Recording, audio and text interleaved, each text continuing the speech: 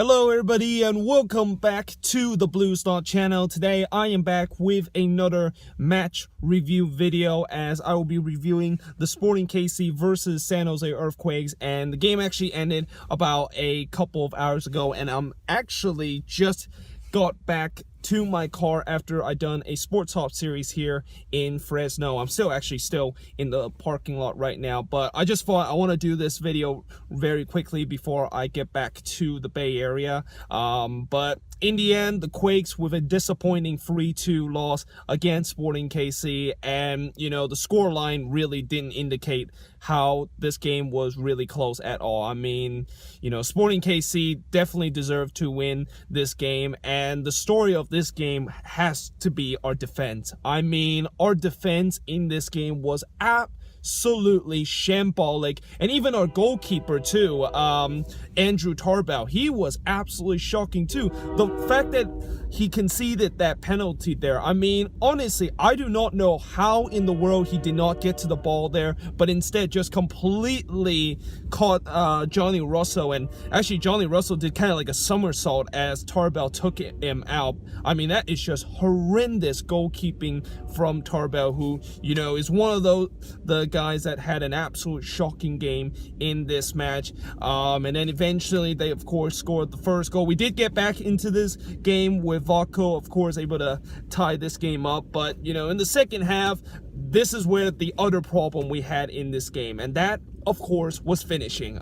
We were just not clinical enough in terms of our finishing. Wondo, Husin, and Vako had a couple of chances to potentially get a couple of goals in this, but we just didn't. We didn't take our opportunity, and Sporting KC took their opportunity, and I'll tell you what, that Zusi goal, I think that Zusi goal, in one way, it is a very kind of impressive goal, and certainly it might be the goal of the week, and certainly an early candidate for goal of the year. But in many ways, where in the world was the closing down from our defense? Like, seriously, when Zusi cuts back to his left, there was no Quakes player decided to just go with him and trying to close in time and trying to block the ball. I mean, if there was one of those guys, if one of those Quakes player was able to do that, then I wouldn't be as unhappy the fact that, Zusi, of course, scored that goal. It was a great goal, but the fact that nobody closed down on that goal, and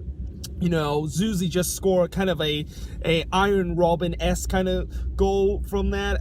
It's very kind of infuriating for me. And eventually we did concede the third goal. I mean, the third goal, you could kind of say that Lima should have done a little better to try to block that shot away from Felipe Guterriez. And I'll tell you what, Felipe Guterriez, he is continue to just shown that he could be a breakout player for Sporting KC. He could potentially be that player that might get more than 10 or 20 goals for them alongside with Johnny Russell. But the fact that I feel like Lima should clearly done better in this. And I also haven't got to the fact that our back line, Quintana had an absolute nightmare kind of game. He made a couple of really just poor tackle. Salinas was also really poor in this game, and after all the praise I said about Shea Salinas in the last game, that he looked pretty decent, in this game he had an absolute nightmare. And really, I just think that many people have already said Salinas is clearly not going to be in that left back row, and I think that I kind of have to agree with them. Salinas just did not look very comfortable in that left back row, and I think that maybe it is time to give Joel Kuiper a chance. Which, by the way, Joel Kuiper hasn't started with this team or hadn't made an appearance. Why in the world are we keeping him on the bench at all? I mean, like, seriously, we have a left back to do, and if Salinas wasn't doing very well, why did Michael Starhay did not bring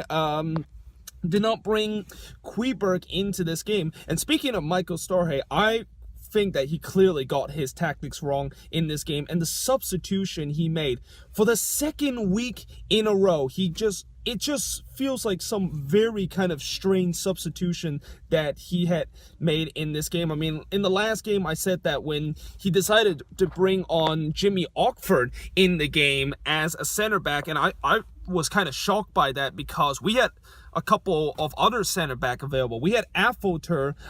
We have potentially moving down Youngworth to center back, and we have a Loshe there, which eventually he did come on, but we had better option in that center back. So why didn't we, of course, sub him on in that game? And in this game, it was the same case again. Although, this time, him subbing off Jackson was kind of the right thing to do. But why in the world did, did he not sub off Quintana in this game at all? So yeah, obviously I'm very frustrated about this result.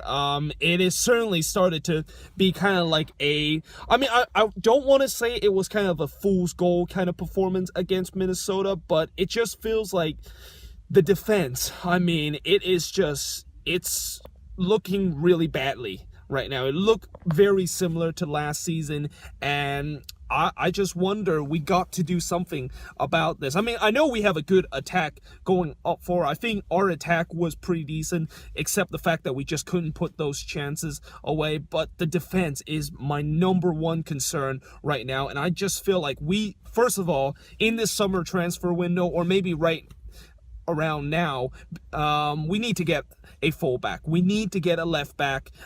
We need to get another center back, because it's pretty clear our defense is not good enough. And also potentially we got to look for a goalkeeper, because I think Turbell has been inconsistent lately, and I don't regret the fact that we let go David Bingham.